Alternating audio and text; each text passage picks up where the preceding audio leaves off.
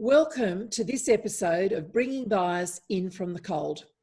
I'm Bronwyn Williams. I'm a commentator and facilitator on bias and diversity.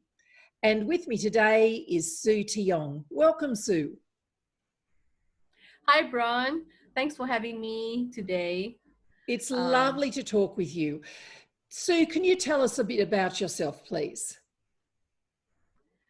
Well, I'm a business coach, an international speaker, and my passion is helping startups, entrepreneurs who are just starting out to survive their first 3 years, because statistics show that 9 out of 10 startups fail within the first year. So I'm happy to be doing what I'm doing, because to start a business with a lot of capital or with a little bit capital, the effort is almost the same, because you are starting basically from zero. Even if you buy a new business to start up, it's also the same process.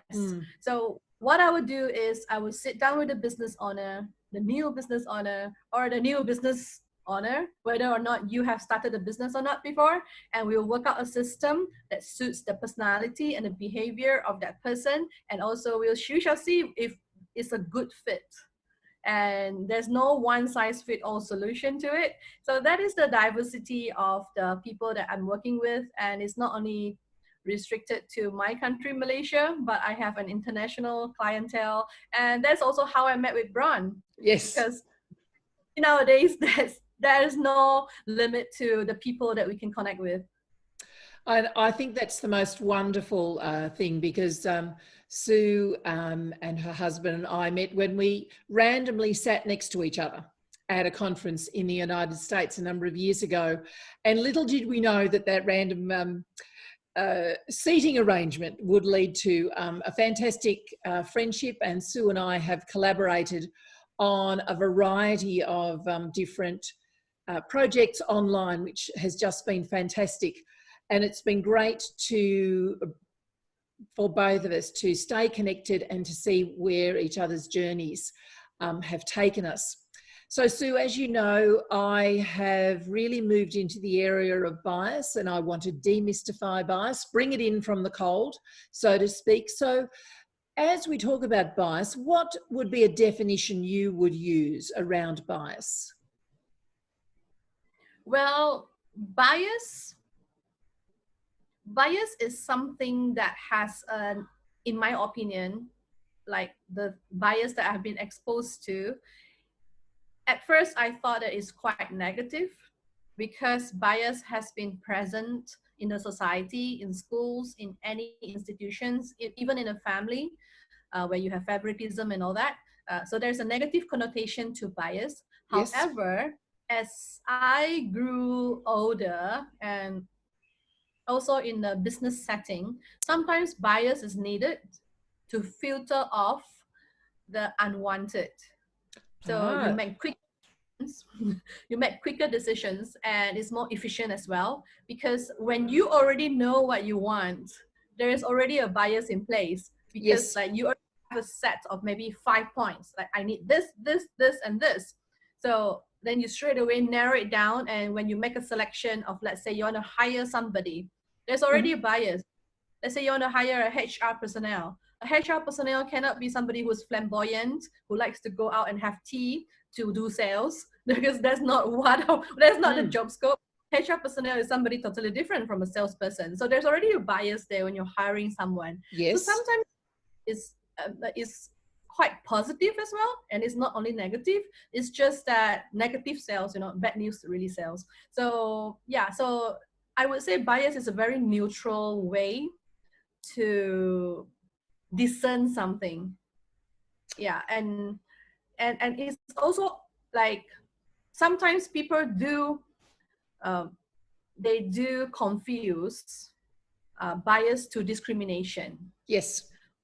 A certain extent is true, but bias is not discrimination. Discrimination has some form of bias, yes, but it's more to like personal bigotry and all that thing. So I would say that bias, if used correctly, can actually be a tool in the business. That's excellent, because I loved that word filter, because it makes me think of like something like filter coffee or filtered water, when you're actually wanting to get to a purity. So you're looking for what you really want to look for. And I loved that in terms of your analogy with the HR person. You know, you don't hire someone who just wants to go off and have meetings with cups of tea or whatever. But I loved also that idea of that bias and discrimination are not interchangeable. And I think you're right in that we do interchange those two words. I would add to that, I think discrimination comes out of bias.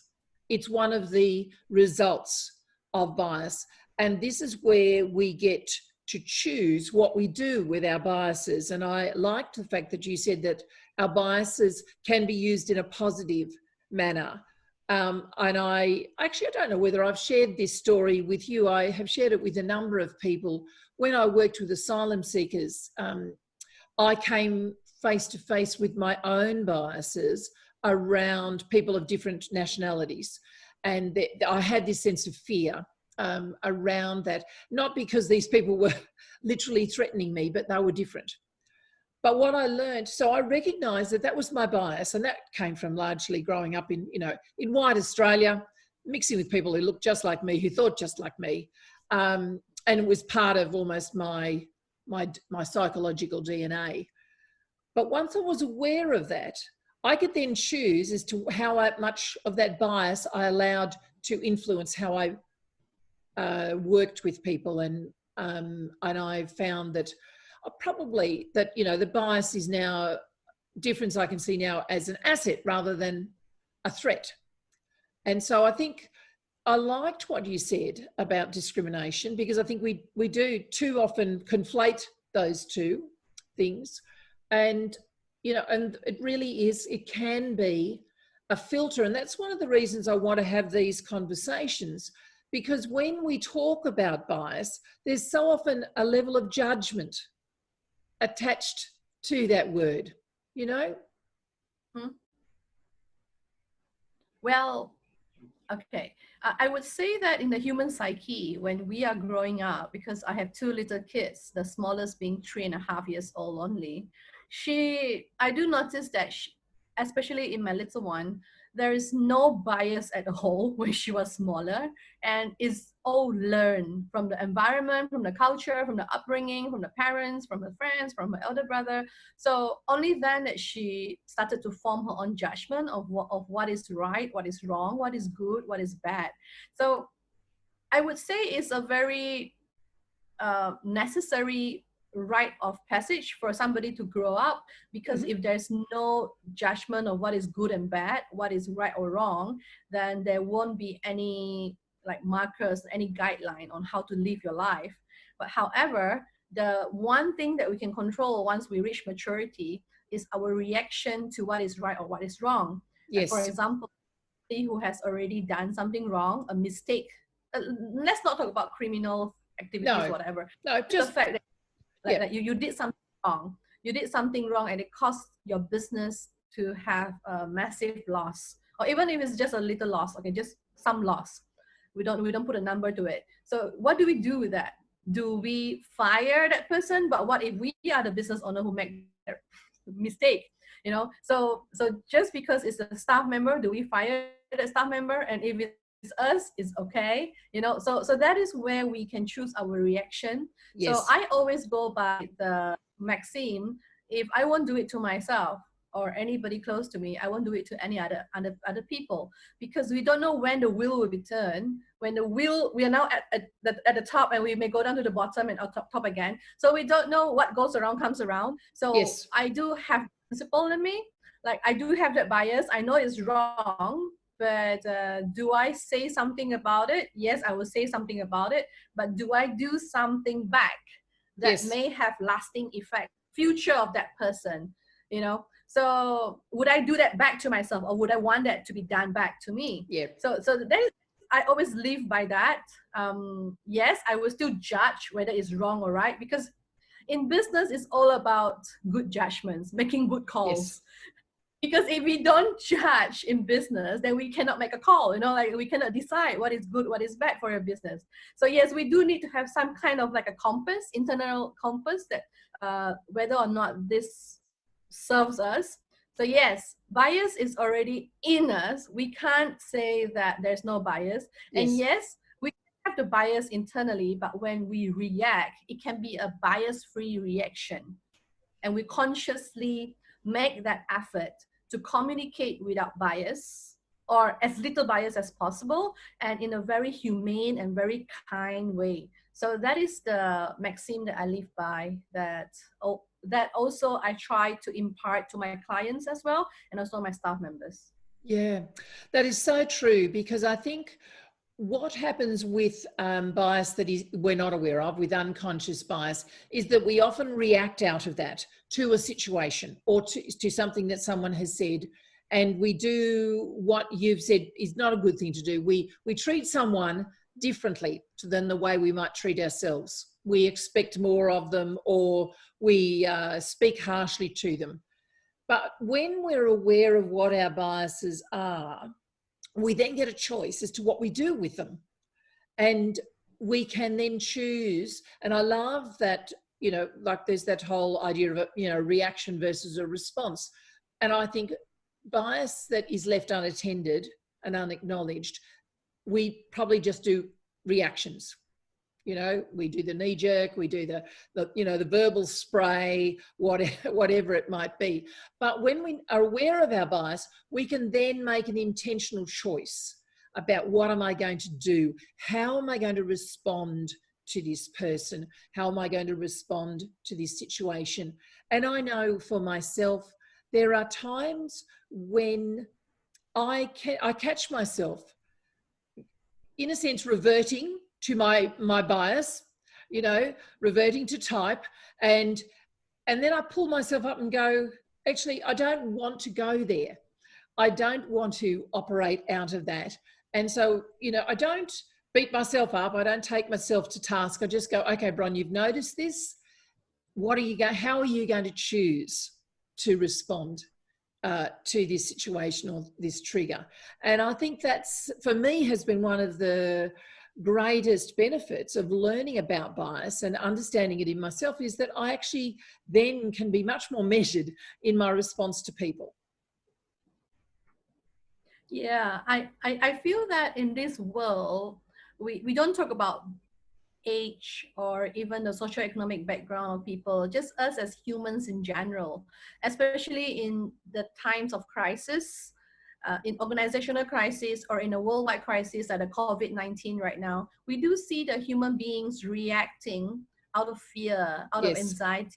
So and then the decisions they make may not necessarily be a wise one that will bring about positive results, whether or not in business or in homes and all that. And we do see a lot of people panicking, and you have a lot of funny outcomes of that, of toilet papers running out in the stores, especially in Australia. So yeah, so these are actually motivated by the bias inside of them, like, oh no, like there is this very strong holding on to the biases, the personal and individual biases. And is very interesting to note the human psychology behind this. And business people, especially those of us who are dealing with the consumers, B2C, it's also very interesting to study the bias in humans, because when we understand that, we will actually be able to reach out to our consumers in a more effective way, I would say. And I'm not playing up on the fear, but we may educate them and do our part in appeasing some of the anxiety in our messaging, and convert them into a more positive crowd. So I would say that is where business people come in. And if we understand biases that way, it will actually, it's actually a tool for us to educate our consumer, the mass consumers, to be actually a well elevated community. So that is where I see where we can use this as a tool. I completely agree. And that's one of the reasons why I see myself as a commentator on bias, because I think the more that we can talk about it and I can highlight it in the work that I do, because it helps people see it, but see it without judgment. And I suppose I'm using judgment slightly differently to the way you are, because yes, I agree, we need to be able to make judgments in our business and making good decisions. But I'm using judgment in terms of condemnation. You know, where we just go, well, you're wrong, you know, or you shouldn't do that. Whereas I think the more we can talk about the fact that bias exists and it's actually part of who, you know, part of the fabric of our personalities as people, that we then can see it as a factor that can either limit us or that we can work with. And, you know, obviously, me being me, I'm always about let's get the best out of this rather than you know, just succumbing to the negative impacts of it. So can you think of a situation where you have experienced bias, whether for yourself or in your business, that you could just give us an example from your own sort of life or business experience? Okay. I would draw on a former client of mine, and there is a lot of negative bias in this situation because there's really rampant discrimination. So, so what happened was I was a consultant for this firm. So we shall not name names here. Yes. But what happened was there is a very strict top-down hierarchy. Yes. So the communication was very rigid, and the culture of the company is such that there will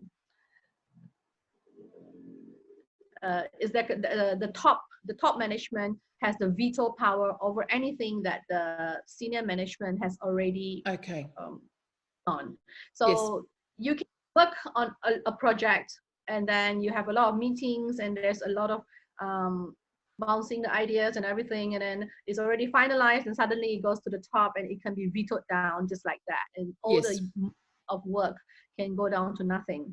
And there is also this perception that everybody is stupid, everybody is an idiot, including the senior management. So the top management will just somehow just lash out, like really full on shouting in the meeting room, in the boardroom, because that is the culture. And everybody just accepted that as a norm. And it's like towards the end, they are kind of numb to it. The senior management are just like numb to it. They will just like keep quiet and just let that top management like just rain down on them with expletives and everything. Like, so after a while, it seems like they're just going in the right ear and coming out the left ear. After that, things are just so I'm like, okay.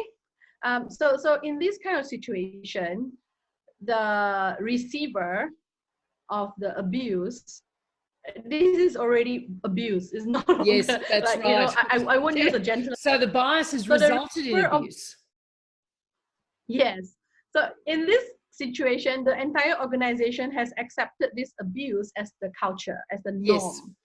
And when there is an unspoken agreement and an acceptance of what is happening as normal, and they will endure it, that resulted in a very toxic environment where productivity is down, the numbers are down, and that was why they recruited me in the first place, to come in to see what went wrong.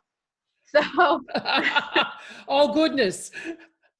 Yes. And then I realized in a very thickened environment, it's like the bias is so thick that you could slice a knife out of it. So I was like, okay, so ingrained in them that this is sadly one of the very few cases that I have to say no to after a while. You know that no matter what, you can't change the choices that every entity, every person inside the organization has already adopted as the norm. Who comes in, a voice that comes in will be swatted away like a fly. So that is a very extreme example of a bias gone wrong. And The company is still surviving, not thriving. No. So it's just a matter, maybe, I don't know, maybe the coffers can last for like 5-10 years. Good for them. They can retire there, because the people who settle for this job, I do notice there's a trend that it's a dead-end job, and they're very happy to just play that role of the receiver of the abuse, and to wait it out. So that is quite common, actually. Like, people will settle for something, and the moment you settle for something and you accept that abuse as the receiver and just treat it like it's no big deal. So that is when bias became very detrimental to the future of the company, and even future to the lives of the people involved. So that is that, actually. Yeah, and that was a bias because you're an outsider coming in with fresh eyes. You could see it, but the people who were there, for them, it was just their natural environment. And you probably wisely chose not to work with that, because it wasn't so much about what the business was or wasn't doing. It was about the culture that had grown out of a particular biased way of dealing with life. But I love what you've talked about before, about how we get to filter things with our biases, how we make choices. And so as we bring this conversation to a close, what's one thing that you could leave our listeners with around bias, how to deal with it, responses, how to use it? Because you've been so positive about being able to use our biases in a really exceptionally good way. Oh, thanks, Bron. I would say, personally, every one of us have biases. So I would invite the audience to go deep within yourselves. When you meet with someone who may not share the same values as you, share the same background, share the same thoughts and minds, bear in mind that variety is what makes life spicier, and also the differences is what makes us beautiful. So having met with many people from all over the world with different cultures, different languages, different looks, different age, and different background, I would say that the number one thing that I always hold dear to my heart is, what if this person is my mom? What if this person is my family? What if this person is someone who was born in my family instead of in this family? Would I still love this person? So coming from a point of view of someone who adopted 2 kids who are not from my culture. So I had a huge resistance from my family and my community when I first adopted my son, and after that, my daughter. So I have to overcome a lot of resistance. There's a lot of reaction, of course, when I brought the news to my family. And it's just a decision I make, like, what difference does it make if this child come out from my womb, or if this child come from another woman's womb? It's still a baby. So ultimately, it's just a baby. This is just a baby. And it's our bias that we put in, like, oh, it's not mine. It did not come from my flesh, But what does it matter that it's your flesh? It's your bias, you see? So if you can that on that level, on that human level, then, and if every human being can operate from that kind of vibration, kind of where, then the world will be a better place. And you just look now at with the coronavirus, it doesn't matter what race you are, or even the Prime Minister of England is. That's right. So there's no discrimination, you see. So this is I would invite everyone to look deep within and see past all the biases that we may have, and just look at each human being as humans. Wonderful. Thank you, Sue Tiong. It has been wonderful talking with you. I'm Bronwyn Williams, and this is Bringing Bias in from the Cold.